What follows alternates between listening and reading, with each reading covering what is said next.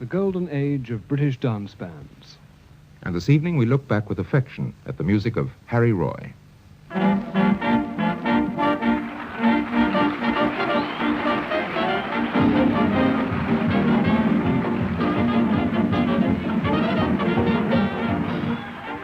You couldn't play anything straight. We tried many times, but it was always a flop. Every number we did on the stage turned into a comedy number. Good evening, everybody. Thank you so much for your lovely reception, especially on the Thursday evening. You know, it's very funny. We're all very, very happy to be here this week because we had nowhere else to go. And now, folks, our first number tonight is one of our own compositions. The last time we played this number was on the radio, but the radio then and the radio now is different to the radio then. It's a number called the Roy Club Rag.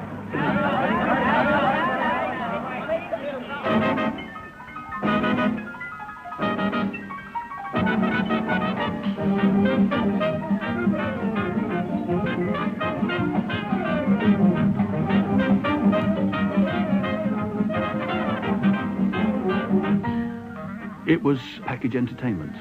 Anybody who saw Bill Curry trying to eat hot fish and chips sitting with his legs dangling over the royal box rail, anybody who saw that routine, anybody who saw the fire hoses come out when the soda siphon had gone too far, anybody who saw Stanley Black desperately trying to keep the piano intact while everything was flying around him and still go on playing. These were the things that made it fun. In nobody's sweetheart now, they don't see the baby you somehow. Fancy ball, to go, pretty much, as you walk down the avenue. Oh, everybody can remember you. Painted lips, painted eyes, wearing a bit of paradise. Everything seems wrong somehow. Oh, you nobody's sweetheart now.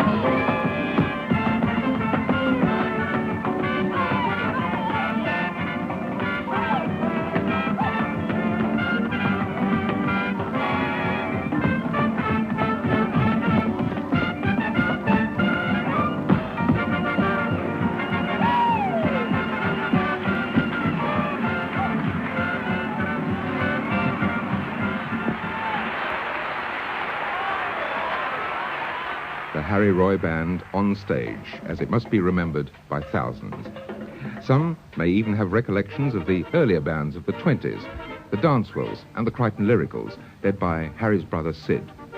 But for most people, the story begins with the formation of the bigger band just after the turn of the decade.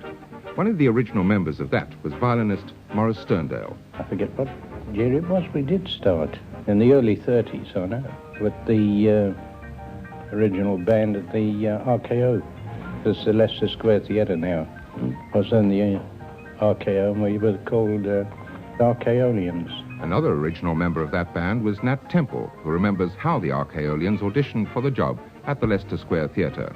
The audition was given on a very cold stage with Sid Roy standing in front. And we weren't going well, and you know, if you're not going well, you can sense it, and they called Sid aside, and obviously were telling him not to be worried about it, but they wanted to see Harry Roy, instead of Sid, in front of the same band.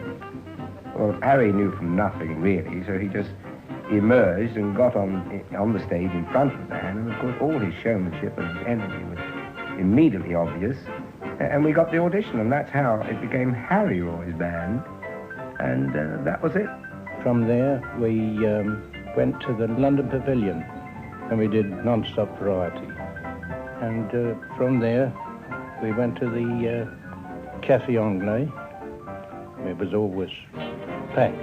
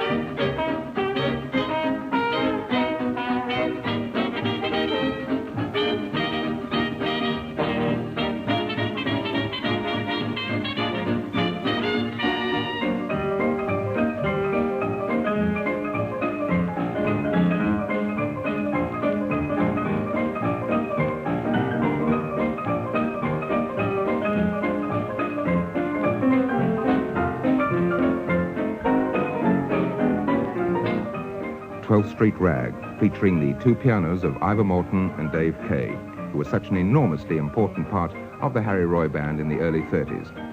For his comments on them, Johnny Kingdon, a BBC executive and a great authority on the music of Harry Roy. Ivor Morton and Dave Kaye had a unique style, in my opinion, which was based entirely on this tremendous facility that Ivor had for what we used to call the piano breaks. He used to do with 3 fingers down the top of the keyboard. But the story goes, and I find it very hard to believe, and I never thought it was true, that Ivor Morton couldn't read a note of music. Now, I think it was Maurice Sterndale who told me this. If Ivor Morton's a self-taught pianist, I'm sorry I know anything about music. Are you a self-taught? Yes, I am. Yes. Really? Yes, truly. And Dave, bless his heart, had so patient with me, you know, when we sort of had to rehearse a new number. He used to go through it with me bar by bar. Well, I used to write out the chords. And write the chords for me. Once I'd got it, I could throw the music away forever. I never needed it.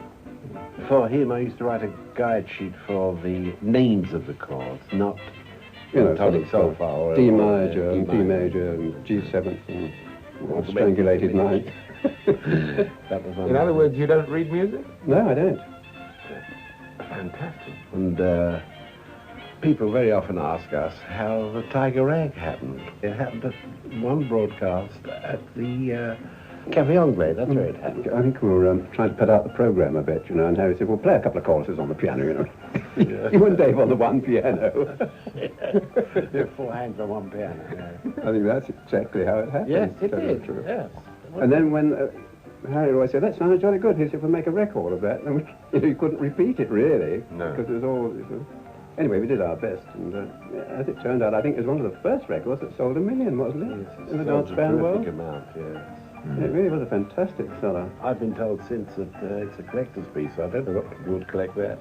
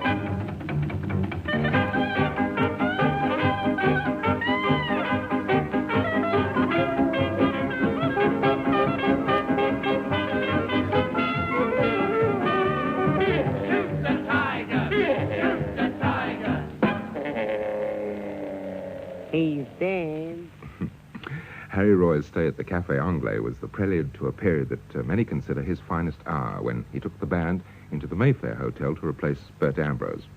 Ivor Morton and Dave Kaye remember and reminisce. You know, Bert Ambrose had a reputation for being sort of very genteel sort of sound, very nice and quiet and conservative. And then when Harry Roy and his band went into the Mayfair, it blasted the walls apart. And I think Sir Francis Towell, then, who was the head of the Gordon Hotel Group, couldn't believe his ears. You know, there were all sorts of messages going back and forth. But apparently the customers enjoyed it so much, you know, that they insisted upon having it that way. And it went that way from then on. Tell you who was a regular person to the hotel that day was Eric Coates and his wife. He used to love to dance with the band. Another man was Pilkington. Remember Mr. Pilkington? He used to sit behind us always. Yes. Why do you remember Mr. Pilkington? Because he gave us 2 glass mirrors for the front of our pianos. We were having trouble with these things. You see, these mirrors that fitted where the falls or the lid of the piano was normally, and they were always breaking. And he said, "I can't bear to see these cracked mirrors on your piano." He said, "I have 2 specially made," and he had them made of this what they call high power glass. Armour plating. Armour plate you could hit with a hammer. Oh, we've seen some most marvellous things at the Mayfair in the old days. We used to do an hour's broadcast from the Mayfair. Hour and a half. An hour and a half. That's perfectly right. You're quite because half past it 10 was till midnight, wasn't it? It was during these broadcasts that Harry wanted to give the band a rest again, and hit upon the idea of Dave and I, Joe Daniels on the drums and Arthur Carking on the bass, doing what was it, half an hour? Yes, that's all. You know, just to give the band a rest. Okay. And this proved to be terribly popular, and that was the first start of the act of Dave and I with the string bass and drums. Oh, the Tiger Ragamuffins. Which we ultimately took out, yes, the Tiger Ragamuffins.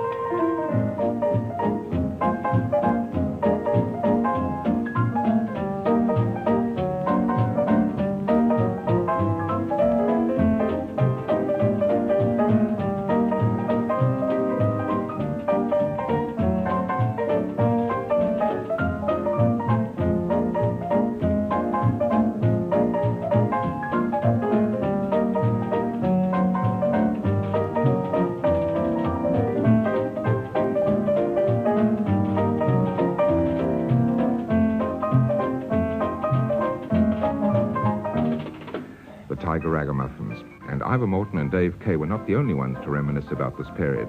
I asked Sonia, Mrs. Harry Roy, if Harry himself had looked back with affection at this time at the Mayfair. Although I wasn't around in those days, I was at school. I missed all those nice, exciting things in those days when people used to dress and go out. It was all very glamorous. But he always talked about it, and he loved it, and I think he was so happy there.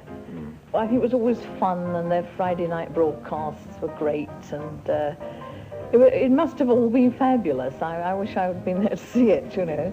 I heard a lot from Harry's ex-mother-in-law, the Rani of Sarawaki, who I used to be very fond of, and she was very devoted to Harry. And there must have been wonderful times. And when he was asked to go back there, many, many years later, it was one of the happiest evenings of his life, I think, to reopen there. Although those days could never be the same, obviously. In fact, Harry did reminisce for a microphone on one occasion about his broadcasts from the Mayfair. We made such a great success, getting 2,000 or 3,000 or 4,000 letters a week. We then asked to play Saturday afternoons, and we did a 3/4 of an hour Saturday afternoons. That went on for years.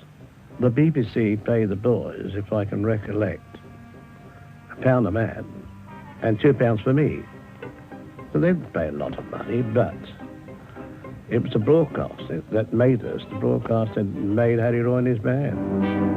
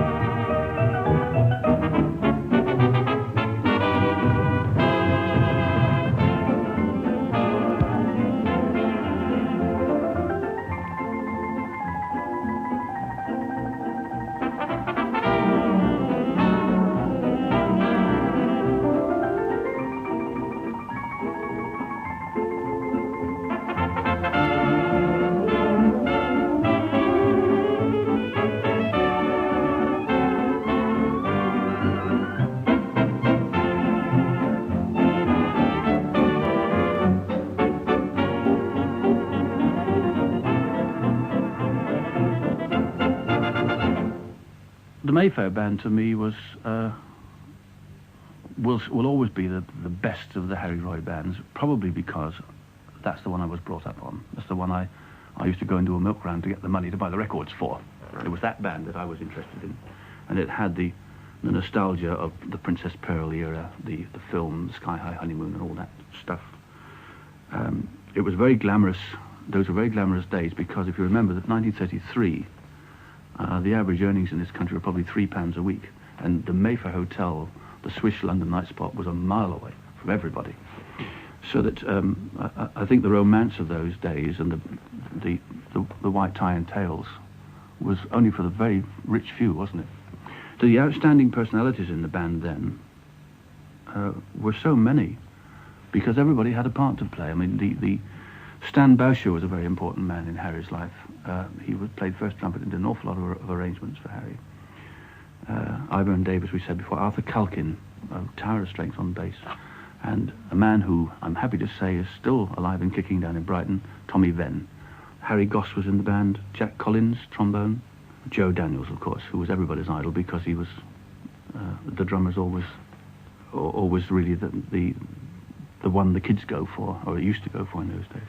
If you said to me, what is your favourite Harry Roy record, I would say F109, My Kid's a Crooner, because it has got in it all of the facets that, to me, made up the package.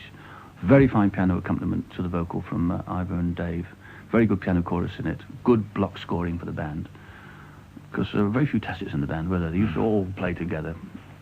Good tempo. F109, that's the one.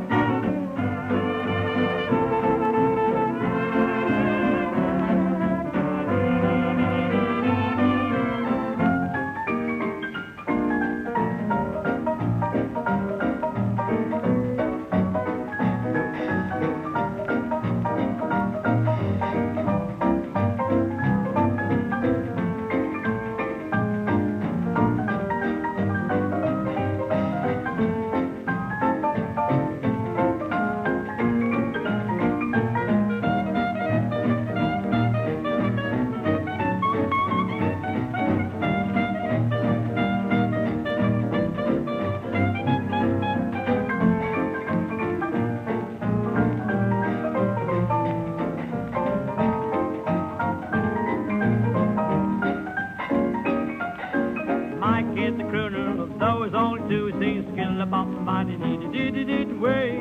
He has no trouble, and when he blows bubbles, his fiddly-bopping body do-dee-dee-dee-doo-doo. I'm really anxious for my child's recovery.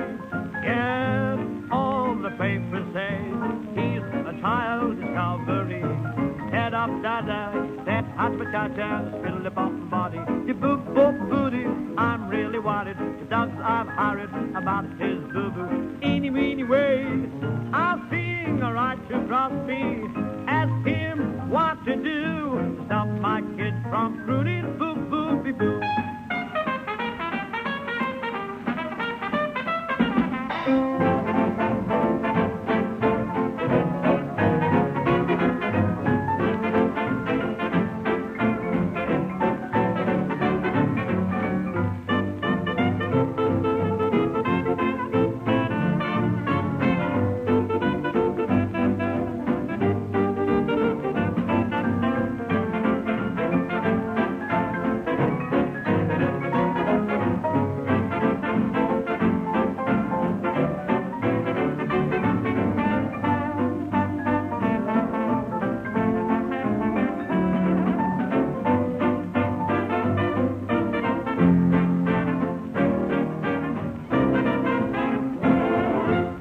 After the Mayfair years, the next high spot for Harry Roy was the South American tour.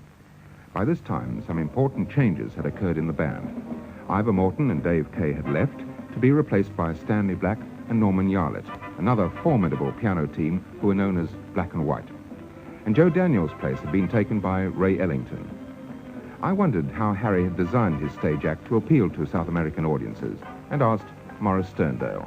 Well, we had Stanley Black, as you know, with us on the piano, and he made some wonderful arrangements of some South American numbers, which of course they understood and loved. And most of the comedy was visual, and they really lapped it up. They really enjoyed it. There was an incident happened in Chile. We had a manager, he was a Spaniard, and there were two theatres there. They were about 30 miles apart. How he got mixed up with the band, I don't know. But half the band went to one theatre, and the other half went to the other. We tried to play Rhapsody in Blue. There was 5 people. We had no pianist. They were both at the one theatre. But we had a good laugh.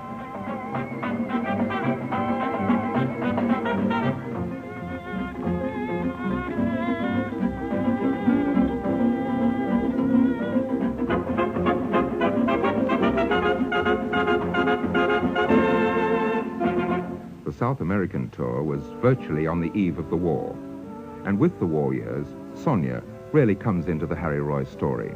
That would be 1943-44. He went to the Middle East. Then he came back, he was at the Milroy. I was at the windmill. And I used to slip down to the Milroy as often as I could. And then I actually worked with Harry for the first time in 1946. Which I must say was the most marvellous experience. Because we worked with Harry, you went through everything. Because there was always somebody doing something terrible behind you. You knew what was going to happen. Maurice being the chief offender, yeah. I think. We did a lovely gag once where I used to dress up in a sort of very glamorous rumba costume and a big hat, you see. I'd just walk across the stage for no reason at all. All the boys would whistle and I'd go off, and Harry would call me back, and Maurice Sterndale was dressed in an identical costume. And then I used to come on with my back to the audience, and everybody thought it was Sonia come back. But when I turned around and they saw my legs, a terrific howl went up. Then when I got on the stand, I used to have a bow and arrow, and like a fool, I went and sharpened the point. And as Sonia bent down, I was supposed to shoot her. Unlucky, the shot was true, and it stuck in her. But she forgave me. Absolutely true, yes. And I did forgive him. I did say something when I went off the stage. That's out. Next out. And from the war years came this, one of Harry Roy's biggest hits. we'd like to tell you a story about a young girl, about 18 years old, about 5 feet 2, and about to go out. Now, her mother, realizing it was her first time out with a young man, called her into the bedroom and said, "Minnie, you're all dressed up in your finery, your very best clothes, and you look beautiful. You're gorgeous. You're alluring. You look swell, baby. And now, Minnie, I want you to remember everything I've always told you. And above all, I want you to be very, very careful." But she had to go and lose it at the Astor. She didn't take her mother's good advice.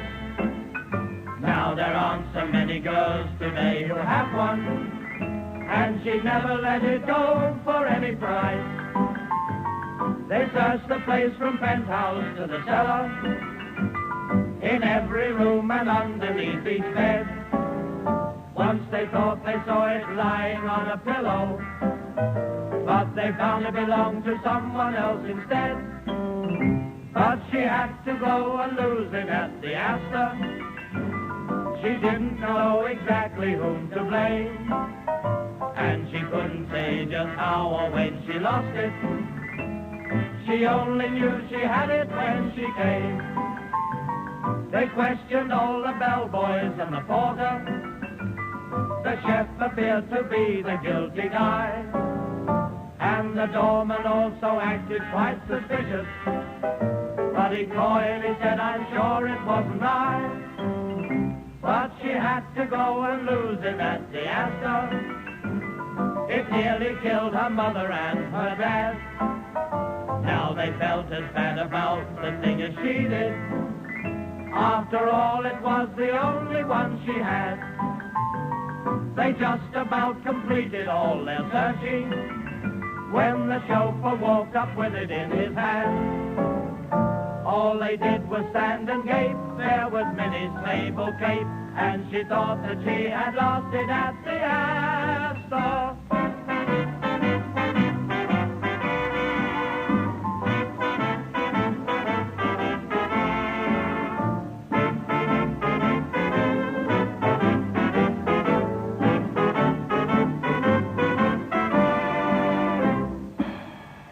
To go and lose it at the Astor. And that brings us back to the comedy aspect of the Harry Roy Band. Everyone in it, it seems, was a comedian, both on and off the stage. And when we talked to Ivor Morton and Dave Kaye, one could believe that they were right back in the middle of it. Do you remember, we were playing pranks on each other. I was the one who had my piano in front of the band, so if there was an act, like sort of singing act, double singing act, who needed my piano, then I got off, and I had a rest, for probably half an hour, and I used to get up to all sorts of villainy in the dressing room. I remember one occasion I nailed Sid Millwall's shoes to the floor. And everybody's almost halfway home and the lights are out and poor old Sid is still trying to get his shoes off the floor. That's perfect. I remember that. And then we filled Tom Venn's guitar full of lump sugar, you remember? That's right. We had to pick it up and rattle like an old box. And the most awful thing that happened was in the studio, we were making recording session one day. And Tom Venn, who was ever keen to get his guitar, a little bit of guitar solo on the records, had a bit this time, and he was sitting on the edge of his chair, waiting to come in, and he got his braces done, and I tied his braces round the back of the chair.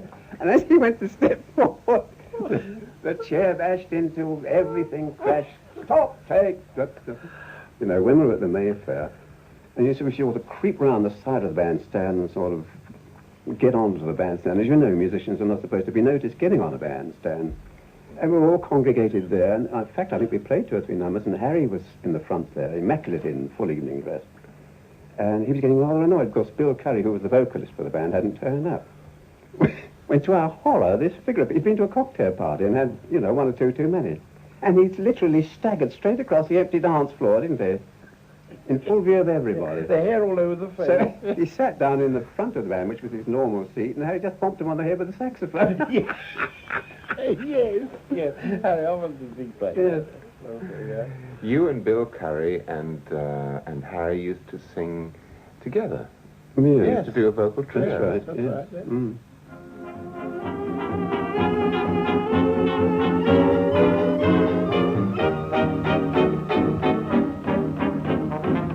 The it, I've fallen in love. Doggone it, hit me from heaven up above. The day I met her, I knew I was yours. My heart went kerplunk, oh boy, I was lost. Doggone, I've done it, I fell with a thud. It must be springtime, 'cause it's in my blood. Yes, Cupid steamed behind and gave me a shove. Doggone, I've done it, I've fallen in love. I don't use strong expression. I'm known for my repression. Nobody ever heard me swear. But something's gonna change me. It's really disarrange me. I'm kinda loose and I don't care. Doggone, I've done it. Skilly-dilly-dum-dum, skilly-dum-dum, diddly-dum. Doggone it, hit me with a billy-bum-bum, di-bum-di-bum, di-bum.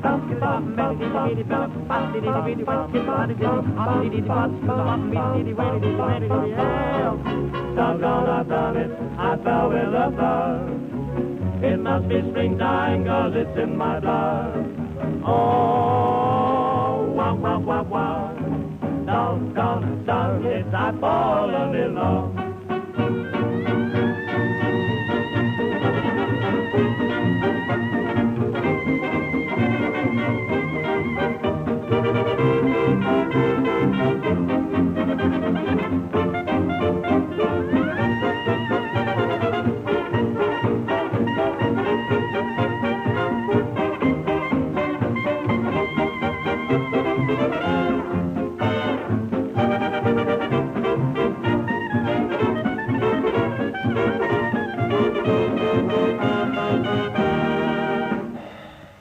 Trio of Harry Roy, Bill Curry and Ivor Morton, which reminds me that at one stage in the 40s, a trio of ladies all appeared individually with the Roy Band, Marjorie Kingsley, Kay Harding and Julie Dawn.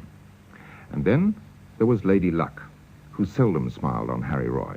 Well, it's a known fact that Harry was a great gambler. Not only was he a great gambler and mad about it, he was a terribly unlucky one. And it put me right off gambling at all. So when we were in, I think it was either Filey or Bridlington one summer season, I was a little bit bored because the boys used to go off and play golf and I hadn't got very much to do all day. I wasn't working. And I started reading Newsboy, just picking out names of horses that I thought were funny. And Maurice used to come and fetch Harry every morning to go to the golf course. And I said to Maurice, listen, I'm going to follow this man just for a week for fun. Could you put a bet on for me? Because I didn't even know how to put a bet on. Maurice said, yes, I'll put it on. But I said, for goodness sake, whatever you do, don't tell Harry. Well, I couldn't go wrong that week. Every day, Maurice stopped the car, went into this house, and Harry said, where are you going? Maurice said, no, wait a minute, it's nothing.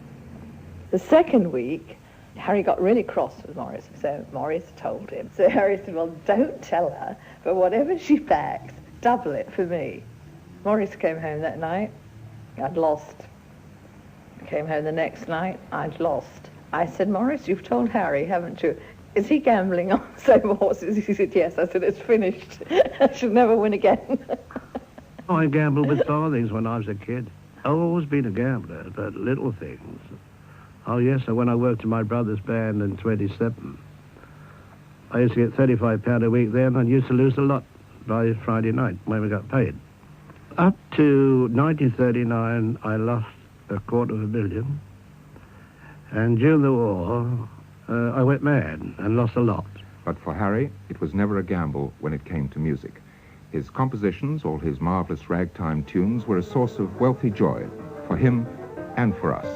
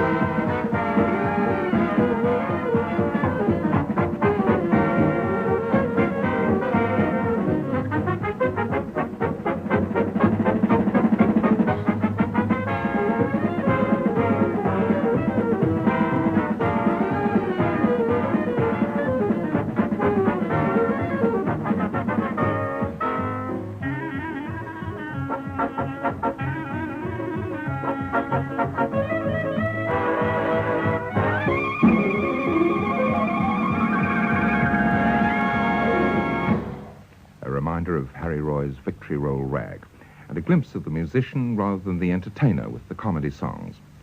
How serious was he? It's a question I asked Chris Ellis, musical historian and friend of the family. Well, Harry, of course, was a serious musician at heart. He had no illusions of grandeur in any way. I think he'd probably prefer to be remembered as an entertainer first and foremost. I think that was how he regarded himself, as somebody who could amuse people, entertain them, keep them happy. I think this was what he set out to do, regardless of which way he did it. But you see, a band like Harry's, all right, we know there was all the gags and all the stage show and all the rest of this. Great. But you can't run a band as successful as that purely and simply on jokes. There's got to be a basis of thoroughly good musicianship there first. He'd talk for hours about the different musicians he had had in his band and how proud he was of these people. He'd say, you know, I was never the world's great clarinet player, but now somebody like Joe Crossman or Nat Temple. And then you should have heard Monia play the piano, or Stan Boucher was such a good trumpet player. And he could not just talk about them emotionally, he could go into this in detail, in depth, from a musician's viewpoint. He adored Gershwin, thought Gershwin was one of the really great composers. And in fact, of course, he even tried to write a rather Gershwin-esque piece when he wrote the Mayfair Suite.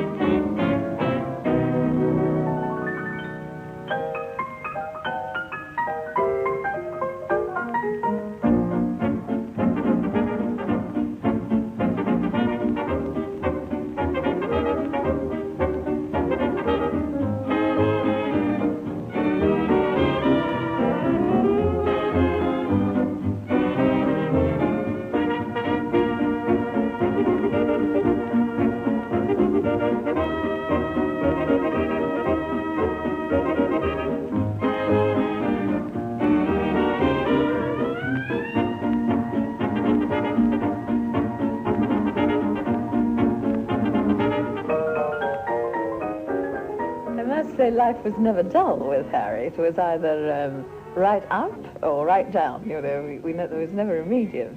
He was very temperamental, but he had the most wonderful sense of humour. I think one of the most exciting things I do remember was when we came back from America, we were living in Brook Street, and he couldn't sleep one night. He was very restless, and he said, I'm going to sit and play the piano. And I said, you can't, about 2 o'clock in the morning. He said, I've just got an inspiration. And he sat down and he composed Leicester Square Rag. I know he got it published, and one day we were standing by the window at Brook Street, and there was an errand boy going by on a bicycle whistling it. And I said, Harry, you've done it, you've got a hit. And it was the most exciting.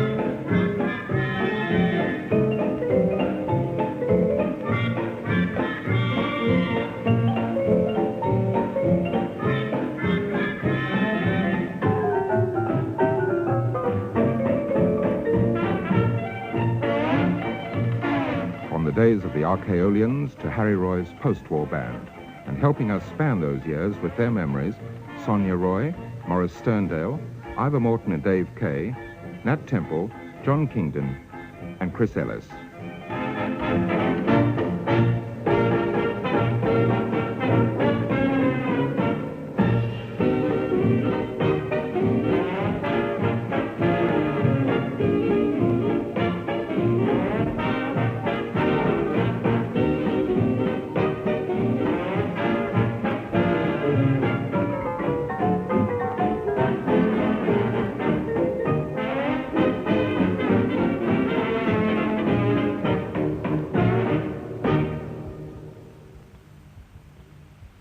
The Golden Age of British Dance Bands is compiled and introduced by Alan Dell, and the production by John Knight.